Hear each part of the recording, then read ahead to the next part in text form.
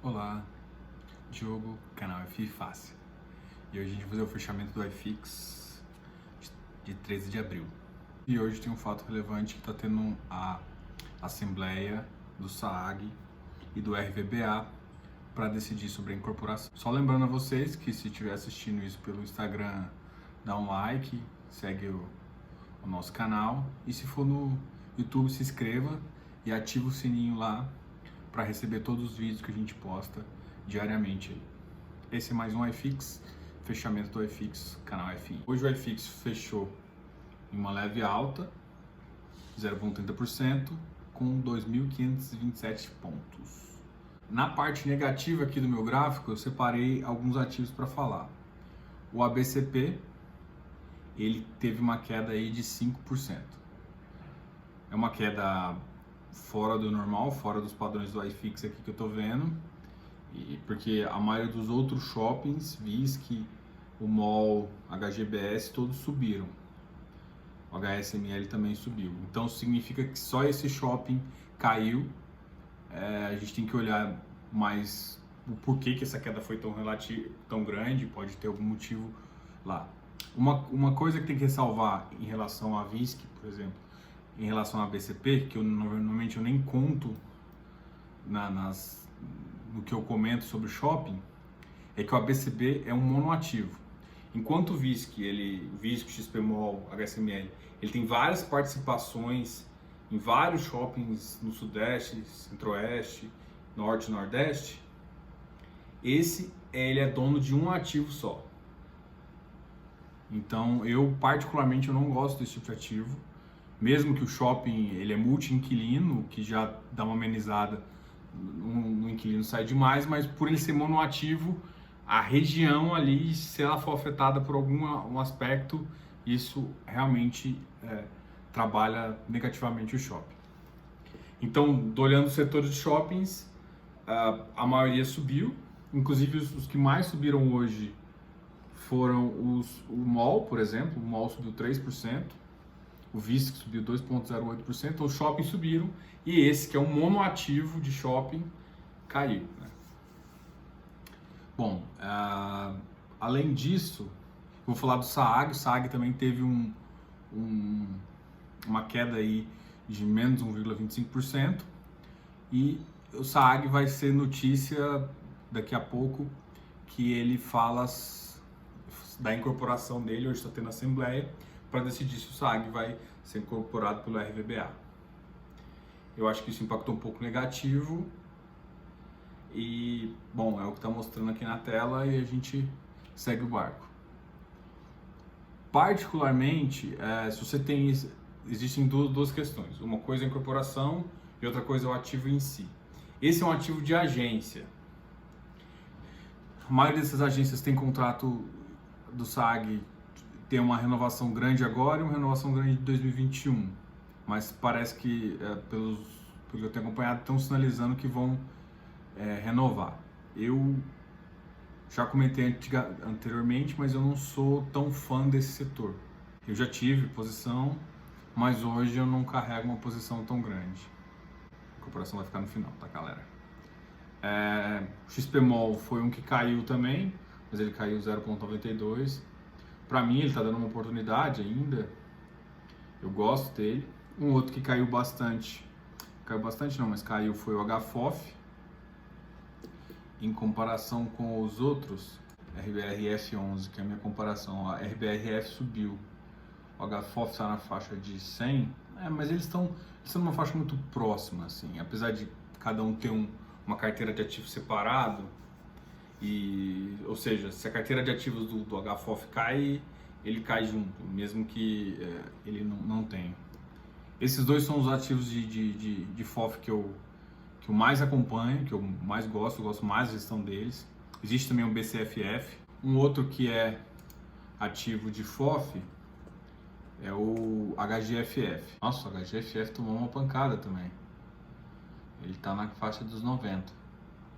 Quando o FI cai desse jeito, por exemplo, o HGFF e o BCP, pode ter algum fato relevante que liga isso é meio óbvio, mas o que você tem que analisar é o seguinte: e aí? vale agora a pena, o exagero do mercado ou não.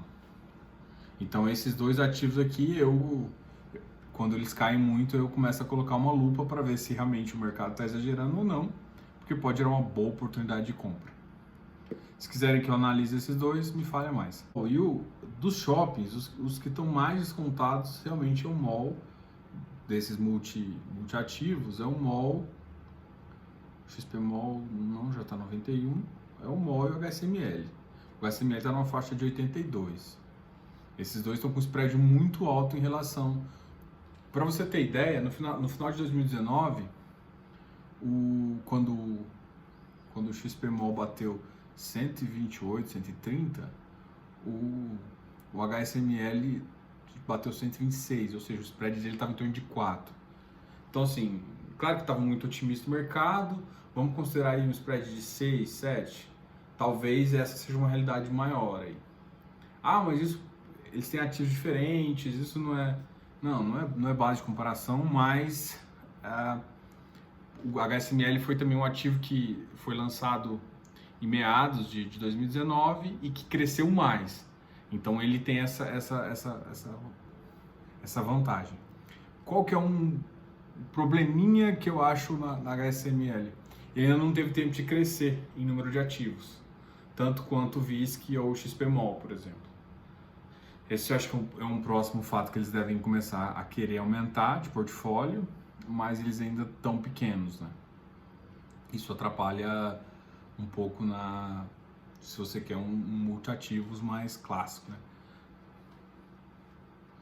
Bom, vamos falar agora do crédito privado. Eu vou olhar os que eu... KNCR, teve uma pequena queda, MXRF na mesma linha, e Vigir, MXRF teve uma alta. O setor de crédito também não está aquela unanimidade, então já ressalto o que eu comentei anteriormente, que quando ele não tem unanimidade é porque você tem que olhar a carteira de cada um. Para mim o Iridium é um dos melhores papéis, assim. Ele tem uma carteira mista, ele tem uma pequena parcela em high yield, tá? Mas se você for olhar, ele é o que lança os ativos quase todos. Se você for olhar as emissões, lança próximo de 100 ou 101. Então, se você está comprando 99, por exemplo, eu fiz várias compras, eu tenho o meu preço médio, foi o primeiro da minha carteira que voltou a pelo menos o meu preço de compra. Enfim, esse aqui foi o iFix de hoje, fechando em 2.527, com uma alta de 0,30%. Agora, o que a gente vai conversar é sobre a incorporação. E aqui eu vou me dar o luxo de ler o que a Rio Bravo está falando e depois eu vou dar um pouco da minha opinião. Eles estão fazendo, na verdade, não é só uma movimentação. Eles estão também aumentando o capital autorizado para 2 bilhões. Então, eles estão fazendo a incorporação e aumentando o capital autorizado. Essa de capital autorizado eu já expliquei porque que eu gosto, porque senão toda vez que ele for pensar em chamar uma emissão, ele tem que botar para a Assembleia aprovar, antes até dele poder protocolar isso na CVM. Então é interessante, eu ainda acho que na verdade, Rio Bravo, para mim, ela podia ser um pouco mais arrojada nesse sentido, botar 5 bilhões ou 10 bilhões, isso é uma prática de mercado. Se você for olhar, a maioria dos fundos hoje está surgindo com 1 bilhão e muitas vezes muda para 10, tá? A tendência do mercado, e aí por isso que eu já vou começar a falar da incorporação, é ativos, FIs maiores, entendeu? A tendência é que eles fiquem maiores, mais robustos, isso vai dar um ganho de eficiência. A grande questão é que o que muita gente reclama de FI? Taxa de administração e taxa de performance. E como é que o gestor tem que ser bem remunerado? O gestor bom, ele tem que ser bem remunerado. Se você acha que não é isso, você tem que sair fora de FI. É um profissional bom, difícil de achar no mercado, com experiência, para te dar um ganho, ele tem que ser bem remunerado. Só que ao mesmo tempo que ele tem que ser bem remunerado, isso não pode pesar no fundo. Quanto menor o fundo, mais essa porcentagem pesa. Então, com fundos maiores, eles podem baixar essa porcentagem, reduzir vários outros tipos de custo e isso vai fazer ele te entregar mais valor com uma equipe, não é reduzida, né, porque o fundo está muito maior, e ele ganha volume e robustez. E aí vamos comparar isso com os Estados Unidos. Os Estados Unidos já é assim, a maioria dos fundos realmente são de 10 bilhões para cima, né? A maioria dos fundos bons, né? Então já é uma tendência do mercado. No Brasil, começou a tendência, que começou com lajes corporativas, e a tendência começou assim, o fundo era dono de um ativo só, de uma laje corporativa, de um prédio todo. E essa mudança desse fundo ter mais é o que está gerando. É assim, por isso que na minha carteira eu já volto a falar do ABCP, por exemplo, que é um monoativo. A tendência do mercado não é essa. A tendência do mercado é simplesmente você ter cada vez mais multiativos, com uma porcentagem que eles chamam de porcentagem ideal, que é onde ele consegue controlar a assembleia do prédio sem ter o ativo todo. Então, vamos supor que ele tem a maioria dos prédios tem 35%. Então, com 35% do prédio, ele controla a assembleia sem ter o prédio todo. Então, ele controla o que vai acontecer, ou seja, as reformas, tudo que ele quiser passar e tudo que ele quiser de melhoria, ele tem esse controle. Então, ele consegue administrar muito melhor e sem expor muito um capital num prédio só. Então, você tem ganho em dois lados, entendeu? Então, eu tô resumindo isso para te mostrar que a ideia de fusão, dessa incorporação e de fundos cada vez maiores é interessante. Existe um risco, né, que a gente não pode negar, que é simplesmente quando você fica grande demais, a inércia que te ajuda em muitos momentos, né, porque você baixa custo, te atrapalha na hora de tomar decisão. Ou seja, porque a maioria dos cotistas fica muito diluído. Então você pode ter mais diferenças de opinião. Em que fundos menores, isso normalmente não tem. No Brasil isso acaba mudando um pouquinho, justamente por conta dos FOFs. Porque agora, muitos FOFs, Mogno, foram criados em 2019, 2018, que não tinham. E isso traz o que a gente chama de mercado institucional. Não é só o CPF que está comprando, é o mercado institucional, é alguém que já está preparado. Isso ajuda o mercado, porque aumenta a porcentagem de uma pessoa que conhece tomando uma decisão. Então, o risco de ser muito grande, justamente como você tem muitas pessoas, se uma pessoa que tinha uma posição muito alta lá, vai ficar diluído. Então ele tem menos voz no todo. Isso pode ser ruim e bom. Só que como a gente estava analisando a parte ruim, isso pode ser ruim. Você pode não ter direção para onde o fundo quiser ir. Se a gestão não tiver uma cabeça, o que em fundos pequenos o cotista se une muito mais apto para pedir a cabeça, em fundos maiores vai ficar muito mais difícil tomar isso. Só que você também começa a ter institucionais nessa brincadeira, né?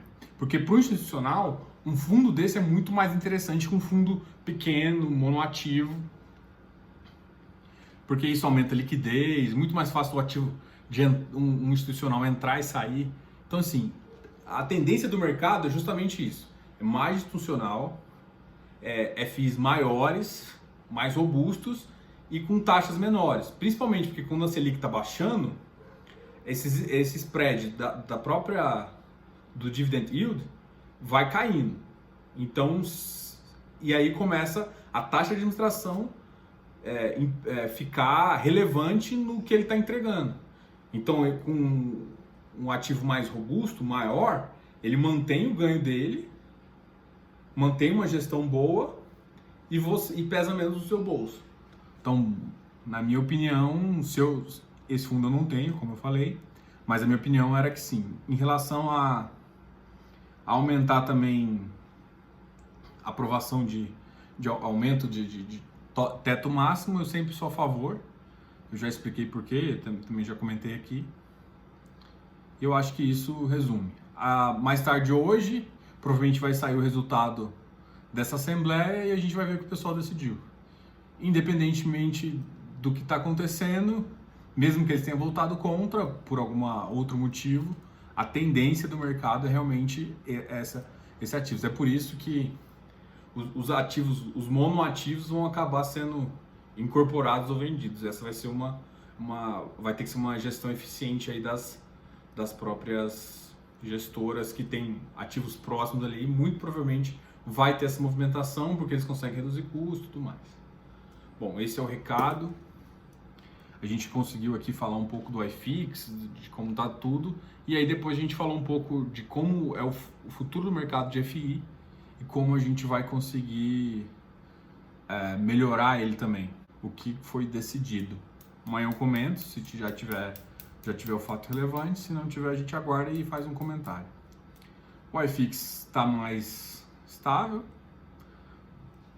vou só repetir o valor dele.